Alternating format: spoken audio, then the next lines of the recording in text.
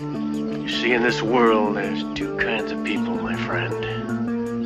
Those with loaded guns, and those who dig. You dig.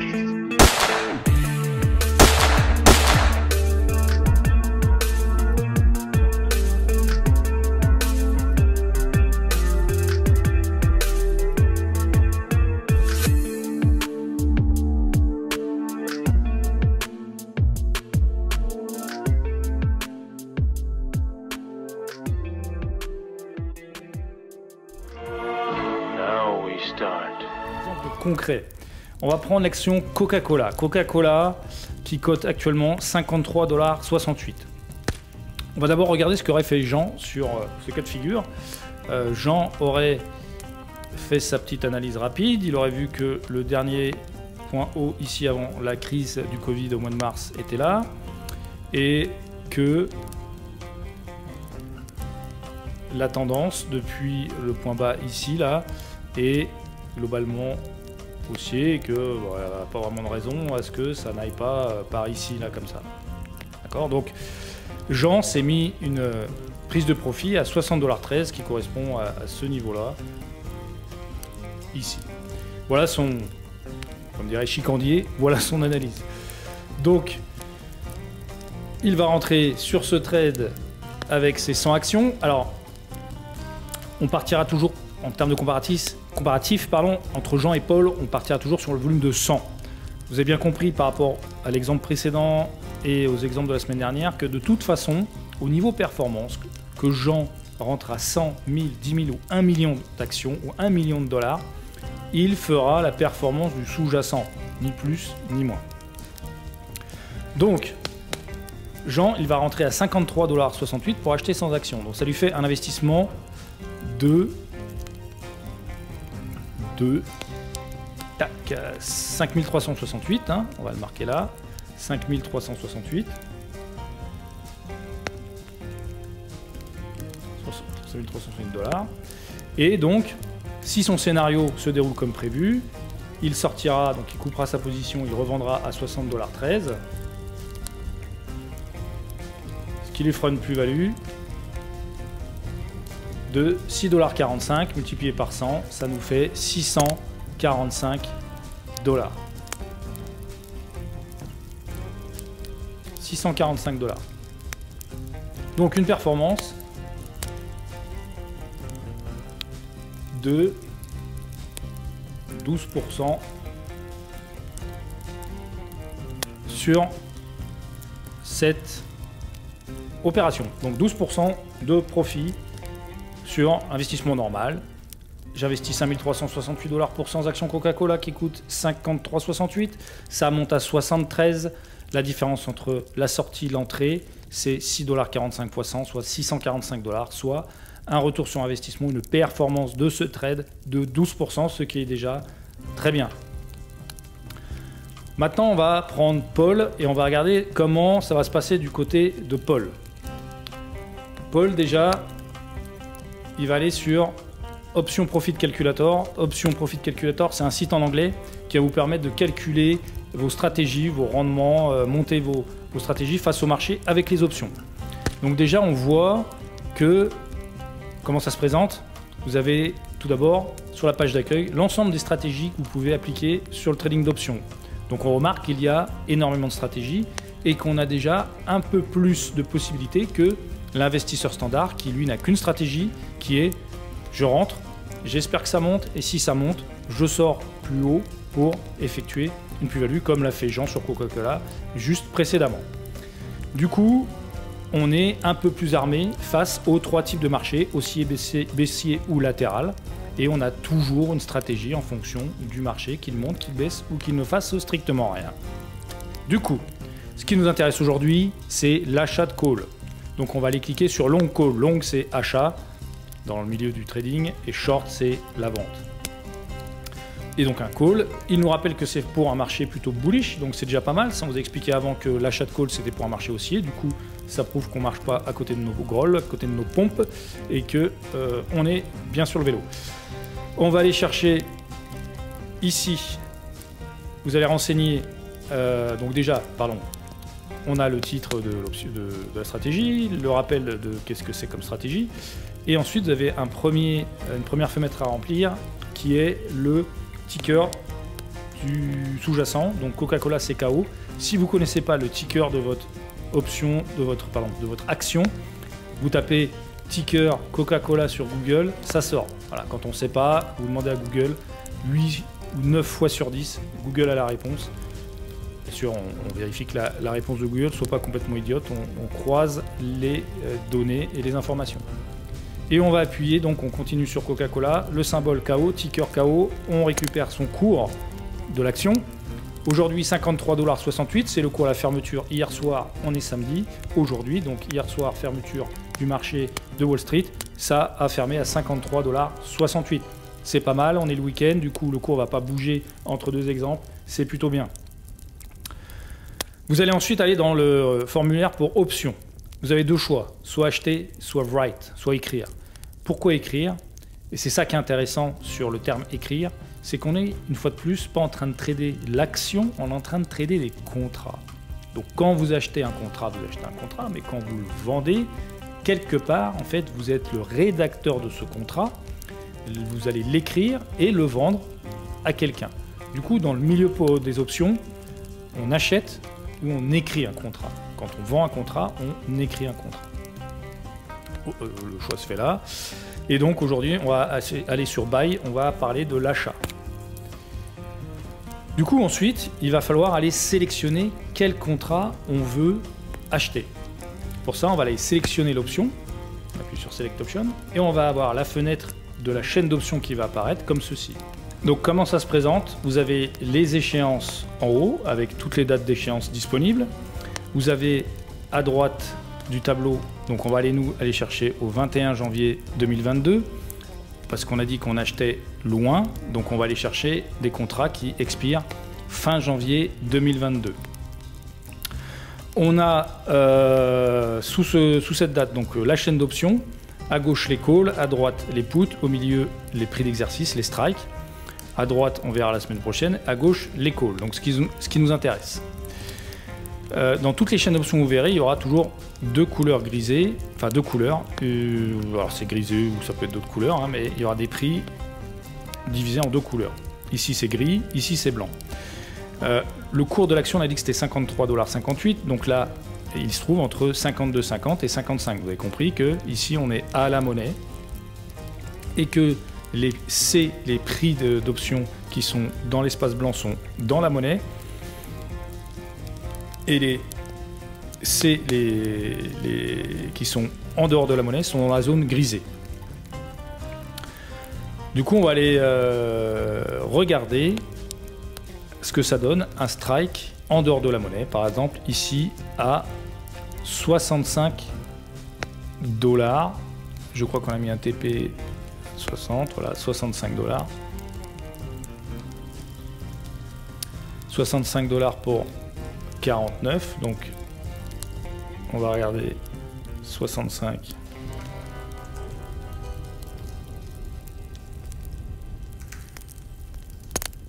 Donc un call à 65 pour 0,49.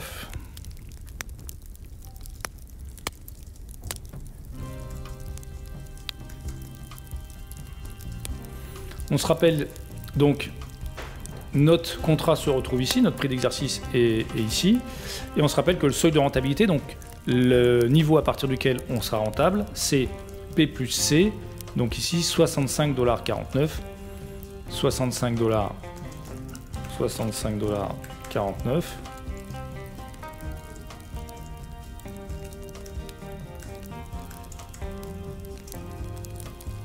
Ce qui nous amène au-dessus de notre strike. Donc qu'est-ce qu'on voit ici? On voit que c'est assez tentant finalement d'aller chercher un call en dehors de la monnaie avec un strike à 65. Pourquoi? Parce que ici on a pris le prix à 0,49, ça va nous faire investir 49 $. 49 $, du coup pas beaucoup, pas cher, et la majorité des gens s'orientent vers ce genre d'achat de call en dehors de la monnaie parce que les sommes à investir sont plus faible, hein. Si on regarde à 80 $, vous payez 10 $, et puis voilà, vous vous retrouvez avec votre achat de call sur l'action Coca-Cola. Sauf que le strike, il est à 80 $. Donc si on regarde ici on a pris un strike à 65 $. On voit que le seuil de rentabilité sera à 65,49, mais ça signifie surtout que, pour rappel, hein, on est censé faire quelque chose ici. Jean, lui, il rentre à 53,68, il sort à 60,30. Quand vous êtes avec votre contrat ici, bah vous êtes complètement en dehors du jeu. On parle de gagner de l'argent entre 53,68 et 60,13 $. Donc, acheter en dehors de la monnaie vous emmène indéniablement en dehors du jeu, en dehors en dehors du jeu, en dehors de la zone de profit, et vous fait monter votre seuil de rentabilité. Si on prend la dernière probabilité, le dernier contrat ici à 80 $, allez, ça vous fait 80,10 $. Sur ce contrat-là, vous êtes, si je fais monter à 80,10 $, ça veut bien, ça veut pas, à 80,10 $,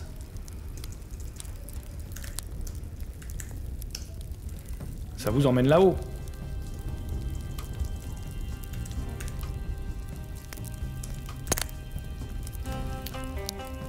Donc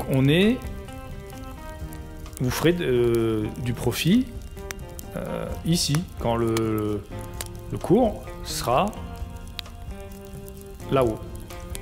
Sauf que c'est pas du tout, les probabilités pour qu'il aille là-haut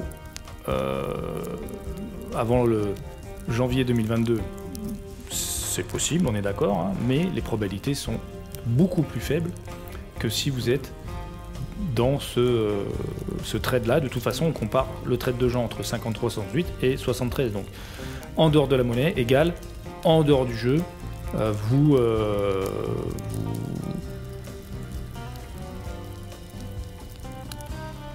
Vous êtes en dehors du game complet, en fait. Il n'y a pas d'autre mot.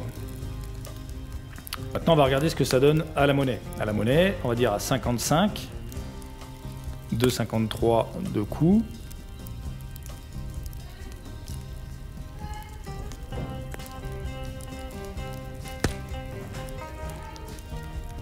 Donc 55.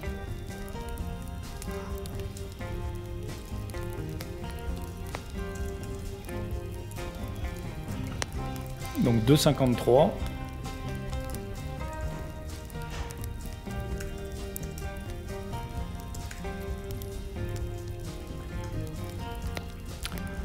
Notre seuil de rentabilité, il est à 57,53 du coup.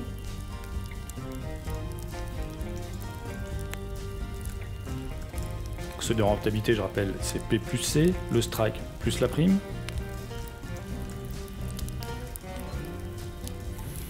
Et donc, on se retrouve dans le trade de Jean, pour le coup, là on est dedans, et on fera du profit entre la sortie et le seuil de rentabilité, le break-even.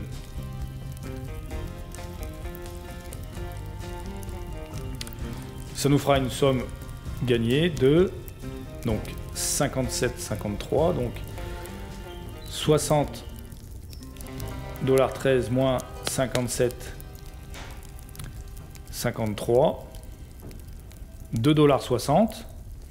Donc ça fera un gain de 260 $.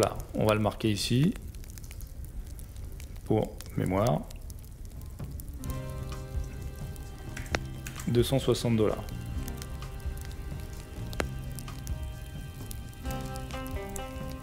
Maintenant, on va regarder ce que ça donne dans la monnaie.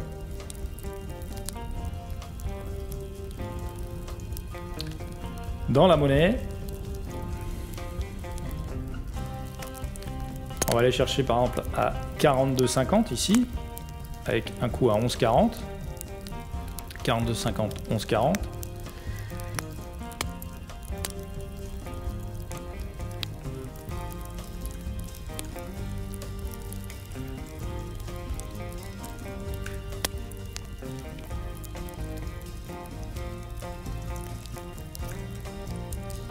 42,50.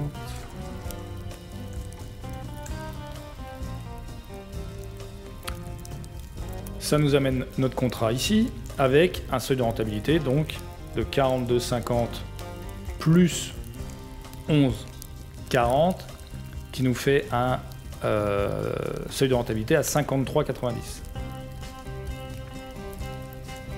53,90.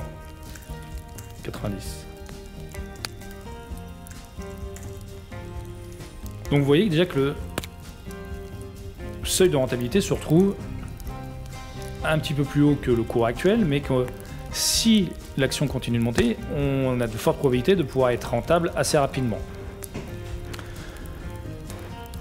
Du coup, en termes de rentabilité, ça donne quoi? Si à l'échéance fin janvier ou avant à l'échéance, parce que vous pouvez revendre votre contrat quand vous voulez, on est sur des options américaines, votre contrat, votre action part d'ici, descend un peu et hop, arrive au plan espéré.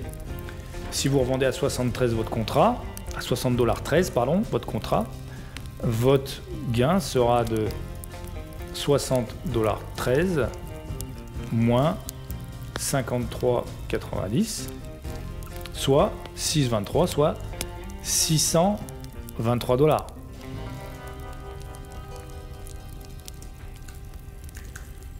$623.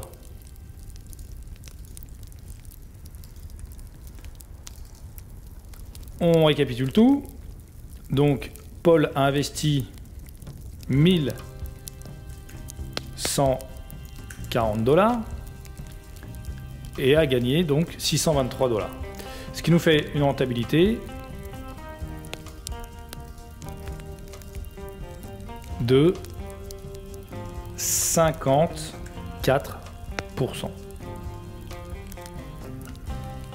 Voilà. Je vous laisse réfléchir à tout ça, je vous laisse l'écran, je vous laisse les chiffres, faites vos petits calculs. Néanmoins, Jean investit 5360 $, gagne 645 $, ça lui fait 12% de perf. Paul investit 1140 $, il gagne 623 $, ça lui fait 54% de performance. Le risque pour chacun, et j'insiste sur Jean qui est un trader standard, donc il ne va pas forcément faire de calcul de risque-rendement et manipuler plus que ça le take profit et encore moins le stop loss, donc c'est un investisseur normal. On peut même dire que souvent, quand on est investisseur standard, pour l'avoir été aussi, on se met un petit TP mental en se disant je rentre quand l'action Coca-Cola aura fait plus 10% par rapport à mon point d'entrée, je revendrai. Donc c'est quelqu'un comme ça dont je parle, hein. C'est vraiment, il n'y a pas de, on est tous passés par là et il n'y a pas de problème là-dessus, hein. Donc investisseur standard, comparé à Paul qui lui trade les options, il a contrôlé ses 100 actions. Pour ça, il a déboursé, il a investi en fait 1140 $.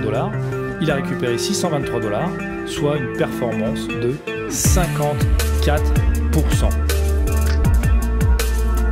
Je vous remercie, je vous laisse avec tout ça. Et n'hésitez pas bien sûr à poser des questions, vous avez forcément des questions.